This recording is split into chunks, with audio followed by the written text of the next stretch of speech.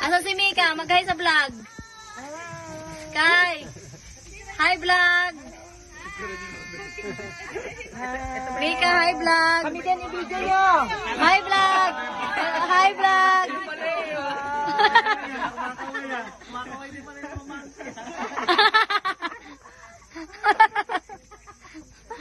Hi vlog. Kasi yung ilog maliit na po ma'am, pero ilog pa po diretso. Saka pagka ganito, Hanggang dito na lang tayo, te. opo. Marami, nadagdagan po ma'am, yung dati po naming turning point ng may natumbang malaking puno. Then nung mag-udit po ma'am, nadagdagan po ulit ng ganito po kalaking nakaharang sa gitna ng ilog. Ito sir, malaki, lubog sa tubig. Pag ito po ang inopen, na kukuha po ng tamilok. Ayan o, kaya hinihiwa nila yung Masarap po kahoy. yung Kasi tamilok dyan sir na nakakuha yan sa makukuha sa gitna. ganyan po kalaking Sa gitna ng kahoy. Kasi sir, ano Diyan po, sila namamahay. mataba. Mataba. Mataba. Kapag low tide, Ayan o, sir, yung nakalubog sa nakaanak tubig. siya. Wala ng tubig.